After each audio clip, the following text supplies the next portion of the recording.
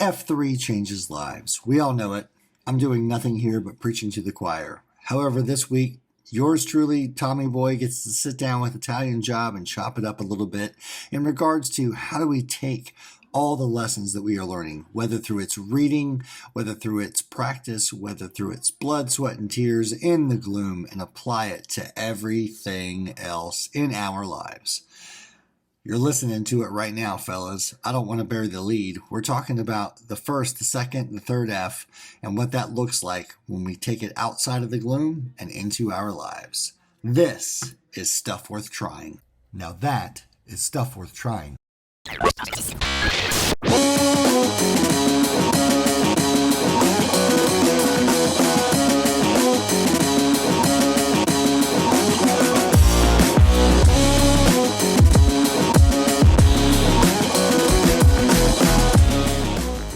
Looking good, Italian Job. I'm feeling good, Tommy Boy. It's Friday afternoon, which means we're rolling right into the weekend, which is a good thing. So feeling good. Yeah. How about you, brother? I think I don't need to even really say anymore. I'll just say that it's been one of those weeks where it's like, it's not even bad. It's just incredibly busy. Yeah. With getting back in the swing of everybody's schedules and huge projects on the docket, all good stuff. Got to run a photo shoot for a couple of days, just, back to back stuff, and things went sideways every day. And it didn't matter, like as long as you know what the mission is, then the mission is the mission. Yeah. And so, it's just one of those weird moments that life kind of imitates art. And by art, I mean F3, and F3 is here to serve life. Right. And so, in that vein, I will simply set up today's conversation as such. We put calls out. We asked out two guys what well, swipe left, what they're talking about, what they're up to. We had schedule changes, we had shifts, and life happens. Yep. And at the end of the day, that's what's important. You live your life, you serve your family. F3 is there as a highlighter, right? Or an underscore or a base note, if you will. And so in that fashion, here we are at 2:00 on a Friday, East Coast, and we're like, hey, you got anything? I got nothing. How about you? I got nothing. What about this? Right. So anyway, I digress.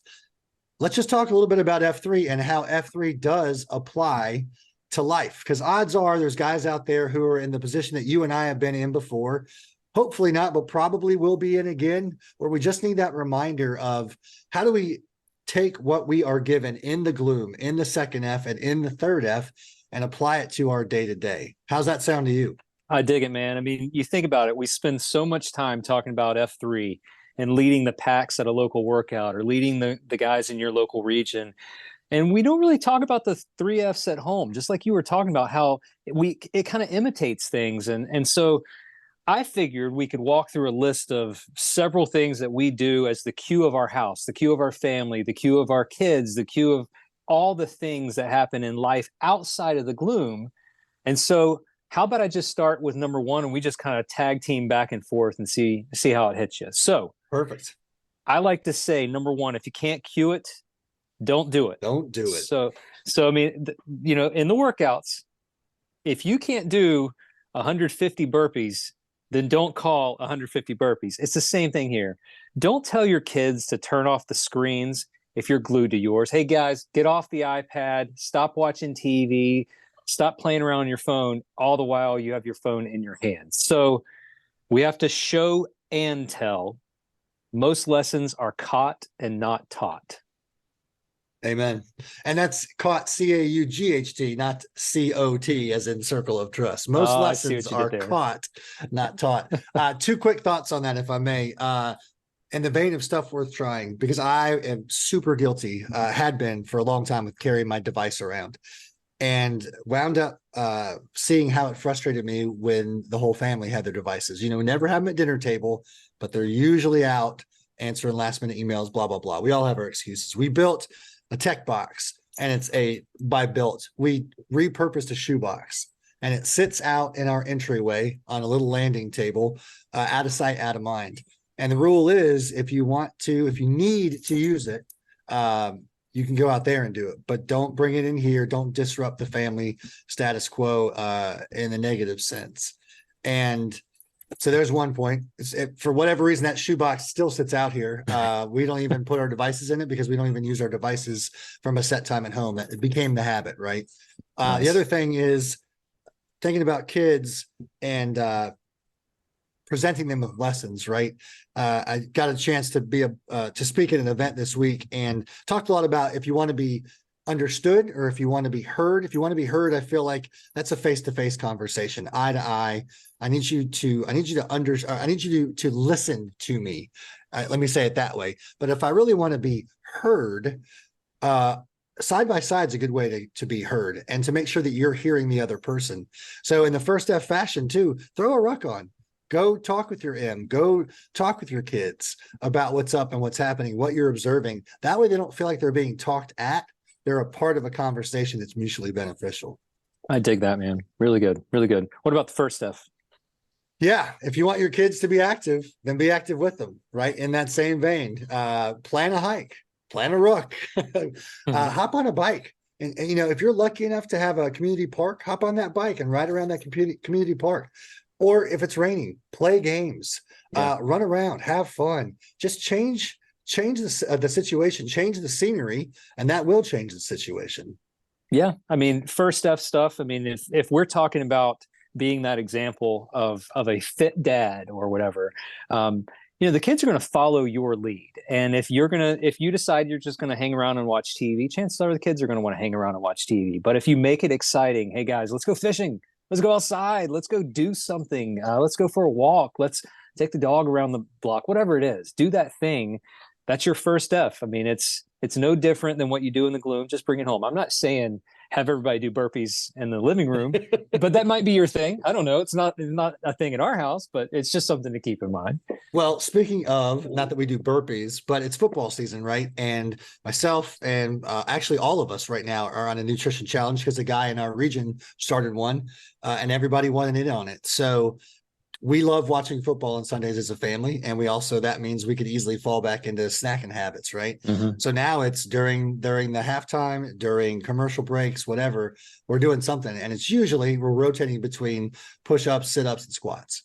And it's just that simple. And it's stupid fun. We goof off. Inevitably, you know, dad breaks wind mid-squat.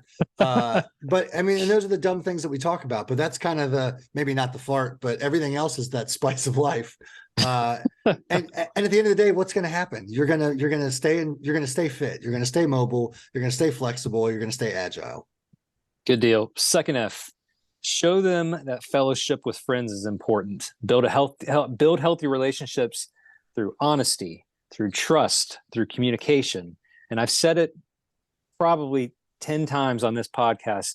Children spell love Time, just spending time with your kids. And when I mention things like fellowship with friends is important, you know, also you're showing your daughter, if you have a daughter, what a good husband looks like. You're showing your son what a good dad and husband looks like by what you do with your family, building those healthy relationships with your spouse, with your M, being honest and trustworthy and having open communication. That second F is of paramount importance, not just in the gloom, but in the home too. You know, I was scrolling through stuffworthtrying.com today and came across my all-time favorite media piece on F3, which was done by the Today Show. If I'm not mistaken, back in 2017, don't quote me on that, but I feel like it was 2017. Remember that moment? There's a great quote in there where the guy's talking about, I never realized how much I needed these friends and these friendships. Remember that moment for you and how important that was when you were reawakened to how valuable your friendships are, and then support your kids and their friendships, right? Like that's the best way to keep that seed thriving and planting deep roots so that when they are our age, they're not going to have to be reminded, as we probably were, of how invaluable those connections are. Yeah, man. In fact, I'm going to put that link to that piece because you can still access it in the show notes today. I highly recommend. It is by far my favorite piece of an outsider telling the story of F3. Mm-hmm. I dig it. That takes us to the third F. So instill these faith values in the next generation. If you believe in it, share it. Take them with you to your service of choice. If you would rather be on your mountain bike thinking about SkyQ instead of being in a church or a synagogue thinking about being on your mountain bike, then do that too. Let them know that there are plenty, in fact, numerous and countless ways to celebrate your faith. Take them to a soup kitchen, right? If that's your tradition on Thanksgiving or on Christmas Eve, there are dozens of soup kitchens that would love that. Pack up a bunch of clothes that you don't wear anymore and take them along with you to drop them off, and make sure that you instill with them why that's important.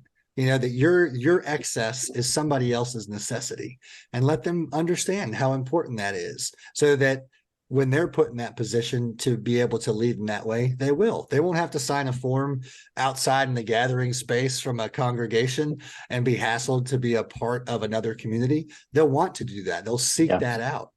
I'm at the age now where my oldest is graduating. Everybody's been giving us their advice, just like when you're having kids for the first time. Here's your advice. The number one piece of advice is make sure you get your service learning hours in. And we dusted our hands, I think, in 7th grade of all of that. And I'm not saying that to brag. I'm saying that because that's the reverberation effect that F3 gave to me, because of the first blood drive I went to, right? And it happened to be at the church I attended. Never did that before, but somebody convinced me to strap down and strap up and bleed out. And there's no looking back, man. I love that kind of stuff. What about you? Yeah, so I've got a couple things there. I remember back when my wife and I were young and cool, before we had kids, and we were so this was probably 11, 12, maybe more years ago. Jenny and I had just recently gotten married, and the youth director went out on maternity leave and decided, I think I'm going to stay home with the kids, which was perfectly fine. Problem is, when you attended a small church like we did, there was no budget to hire anybody. And since Jenny and I were young and cool, we were the de facto youth leaders. And so what we did while we were there was we made sure the kids knew that this was their congregation as much as it was their parents and their grandparents' congregation. That meant on community cleanup days, they were out there picking up trash. They were changing light bulbs. We were delivering firewood. We were delivering meals, because that was instilling the mindset of, just because you don't tithe because you don't have the money or whatever your reason is, you can still give of your time and talents. So that was one example of working with the kids and understanding what faith stands for. But I also wanted to mention, we say stuff we're trying. You were talking about the box that you guys have. One of the things that we do at Christmas time is the kids will fill up a sack with toys, with old toys. And what they do is they leave it out. And Santa on Christmas takes that sack of toys and cleans up and fixes up the toys and delivers them to other children. That way, the kids can give away something. Nothing wrong with these toys, but Santa can give those toys to other children. And it shows the kids that, one, you got too much, and two, you should share. You should share with others. I love it. Yeah. I think, just kind of keeping on the kid vein. See what I did there about the blood drive, kid vein? I see what you did. You brought it full circle. That was solid. I'm working pretty hard on this. Hop on my segue with me. Teaching your kids is like leading a workout, right?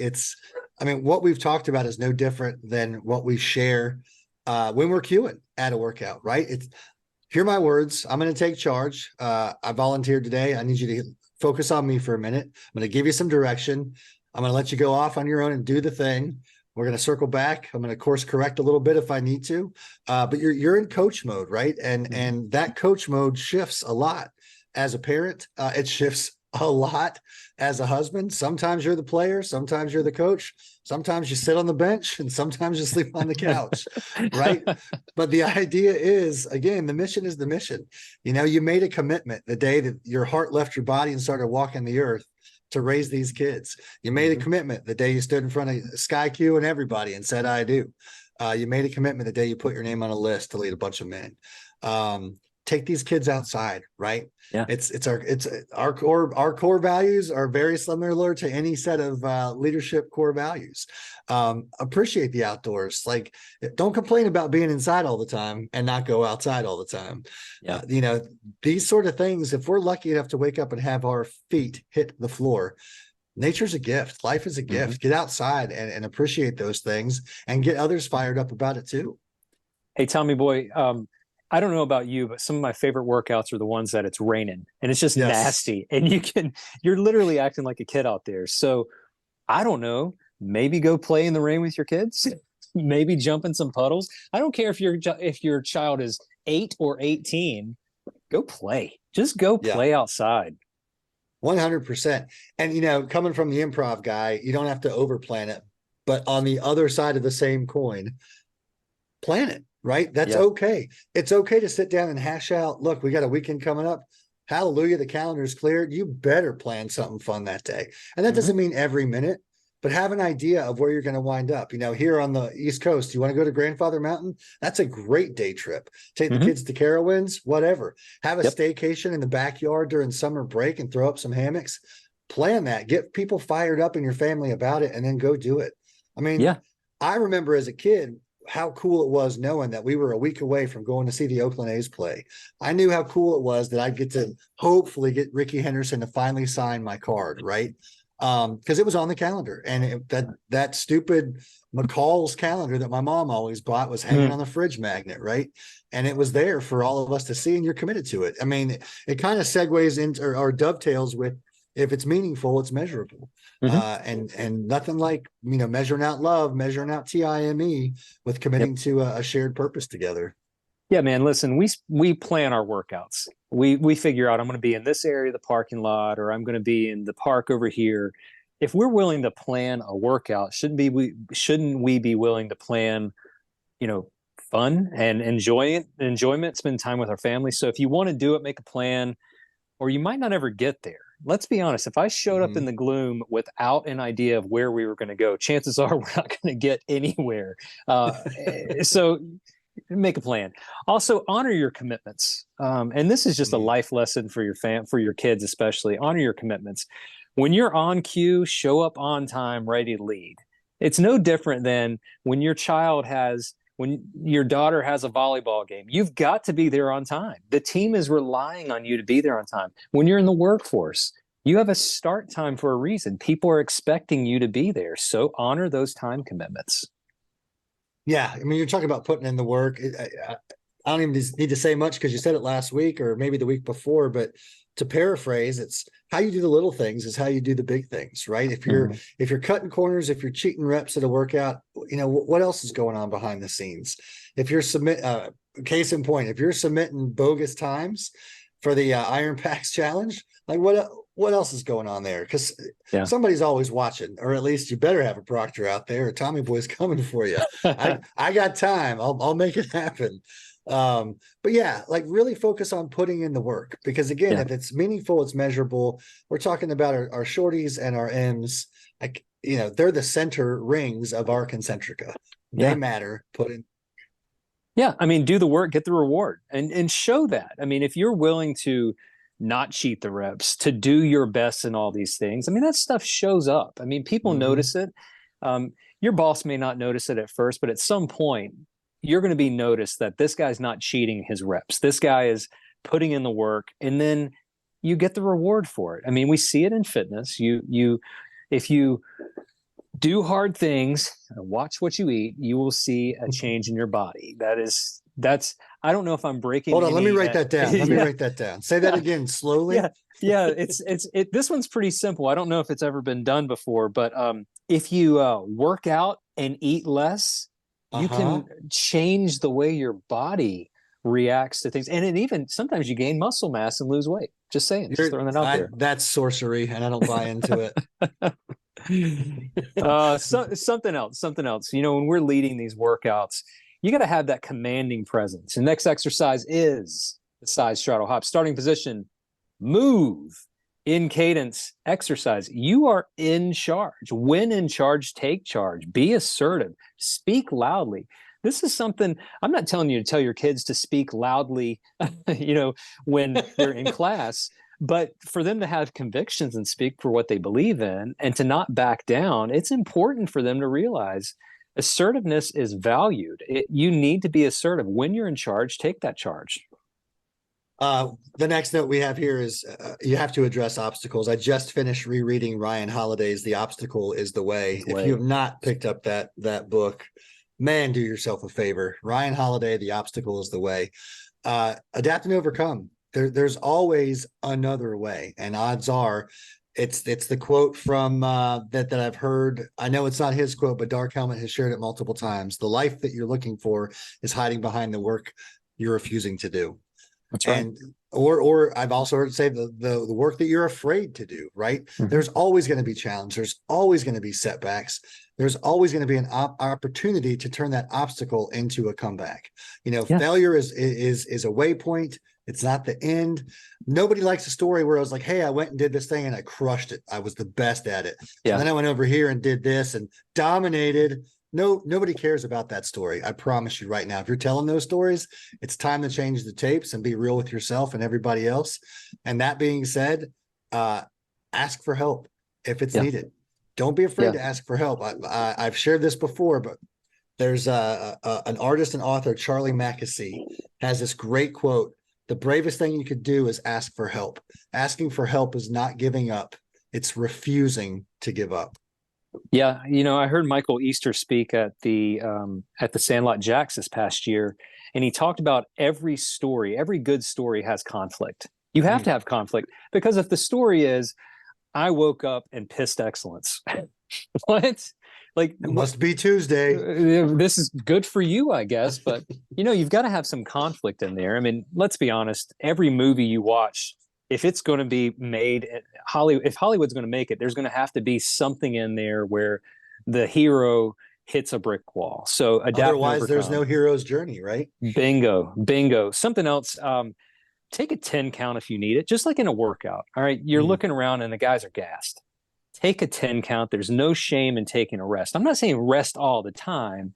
I'm just saying you don't have to go all out all the time. It's not all you got all the time. Take a 10 count when you need it. Don't feel like you have to be everything to everybody all the time. Take time out for yourself. Yeah, I mean, what you're talking about is balance, right? And you're managing your time. You've got to have time management. Balance is super important. As hard as you work, you should go to bed tired every day, right? And and you should also go to bed and sleep every day so that you can wake up and do it again the next day. It's that rinse repeat. That's not a bad thing. It's the minutia in between that we allow to slip in that creates that Groundhog Day mentality. But do what needs to be done in the time allotted, and don't break yourself in half if something else has to roll over into the next day. The best good day starts the day before. So if you've got a hanging chad, as it were, plan a place for it to happen the following day. And then again, going back to what we said earlier, when your feet hit the floor the next day, hallelujah, you already got a plan and you can tackle the gift once again, right? Yeah. So a lot of times we work out in different parks and places and there's trash in the parking lot because most people don't clean up after themselves. Most people don't return their shopping carts. And you haven't heard me get on this soapbox, but I'm a firm believer in returning shopping carts. Return a shopping cart because it's a barometer of the type of person you are. It may not even be your shopping cart, but return the shopping cart. I like to say leave it better than you found it. Clean up after yourselves and, sometimes even clean up after others. I know it's not your trash. I know it's not your shopping cart, but how's it hurting you to take the trash to the trash can or return a shopping cart? So just do the small things. Nothing else, you'll add more steps to your pedometer, right? There you go. I want to mention this one. I know I'm going out of order, but I want to mention this. Just because you can do it doesn't mean you should do it. And again, this is kind of one of those things, like just because you can run a mile in 6 minutes, which I can't, but let's just say that I could. Just because I can, that doesn't mean that everybody in the workout that day, the packs, can run that. Just because you can doesn't mean you should.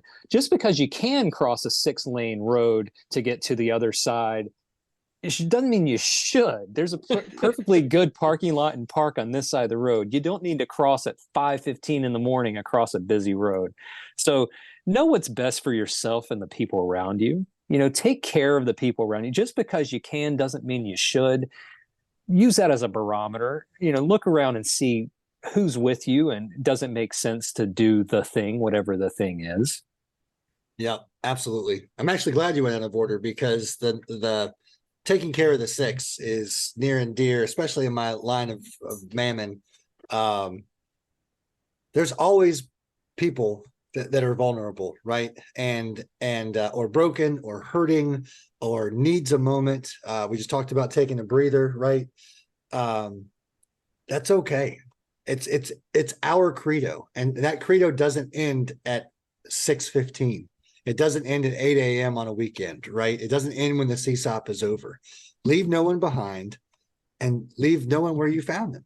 Mm-hmm. It's that easy of a word shift to apply it to your outside life. Just because you have to Black Tahoe somebody at work doesn't mean you have to be a raging dictator to do it, right? Yeah. A little bit of empathy goes a long way. Not only does it show a little bit of grace to the person who is going to be walked out to their car, you practice a very refined leadership skill that a very few amount of people have in their wheelhouse, which is a moment of empathy in a very vulnerable moment. And odds are you're going to validate yourself as a really great, virtuous leader, and you can't go wrong, right? In the words of the late, well, I guess it is late because the season's over now. In the words of Ted Lasso, be That's curious, right. Not judgmental. Yeah, man. I'm glad I went out of order, because that one just hits you. I mean, that's you. That's. I feel like you wrote that. That's just that ties up well. But it's the same thing with when we take care of the six in a workout, and you take care of the six at work. It's the same thing at school with your kids. I mean, to take care of the person who feels left out, sitting at the table by themselves, just showing that kindness, being empathetic, encouraging. These are life skills that will separate you as a leader, your children as leaders. These are things of just being and doing the right thing at the right time. And the last thing that we've got on here is embracing the circle of trust. And how does that really play into life? The circle of trust is just what we do in F3, not necessarily. It's being vulnerable with those that you trust, those that you love, those that you trust. It's honoring your brothers and sisters. It's someone shares something with you and you don't go and tell the world. They entrusted that with you for a reason and a purpose. The last thing you want to do to lose that trust is go tell everybody and their mother. They told you. They told the guys in the COT. They didn't put it on social media, so you don't put it on social media. It's very simple. Love, support, encourage each other. We say it in Q Source, and we say it when we're working, when we're doing our grow rucks, but it's mission first and people always, always. And so if you embrace the COT with those around you in the workplace, your kids at school, I mean, these are just things that they're just principles that are just how to live life and live life to its fullest. Yeah, 100%, man. One of my favorite things to do in regards to my shorties is I still make their lunch. I mean, call me a dork, but I enjoy that practice. But secretly, the reason that I love doing it is to sneak little notes into their gear, right? And just let them know, hey, that thing you did yesterday, I saw that. I see you, princess. I see you, champ, right? I see you, warrior queen. And it's just like that guy who runs up behind you when you're sucking wind, pats you on the back and said, I saw that all 12 burpees that you just did while the rest of us did 8, right? I saw the way that you circled back and grabbed that dude and made sure that he was covered. That goes a long way. That kind of chatter cuts way through that nonsense, high decibel treble that the whole world lives in, that goo nation, just he said, she said, my guy's better than your guy BS. And it provides the base note that really what community needs. We need that in our leaders. And guess what? We are those leaders. And we are that because we practice that. We're not leading and therefore we get the business card and our work here is done. We are practicing virtuous leadership every single day. That's it, man. Well, this was fun. I enjoyed spending some time. We don't have a guest, so sorry for the guys who. The spoiler alert: Tommy Boy and I are the guests today, and we're the hosts and the guests. Tommy Boy, if you want, feel free to share these notes in the show notes. If anybody wants to read through them, they'll realize that we just basically read a piece of paper. We're not that smooth with our linguistic skills. We just kind of knocked it out. But Tommy boy, I don't really have any closing thoughts today. I mean, this was just fun spending some time with you, kind of showing how the gloom kind of carries over. It's kind of what we talked about last week. We've got these glad clowns that you can't let your leadership, and you can't let it stop at the end of a workout. You got to carry it on. And why not carry it on in the household, in your family, and showing how to live life appropriately. Yeah. Be the example, right? Be the example. We don't know that we need it sometimes. We refuse to admit that we need it other times. And in between, God Almighty, let's hope we're just practicing that virtuous leadership and staying sharp. Italian Job, if another grown man hasn't told you today, I love you, brother. Love you, man. Appreciate it. And we'll talk to the Pod Paxers next week. All right. Send us your ideas, gentlemen. Be good or be good at it. All right. See you guys.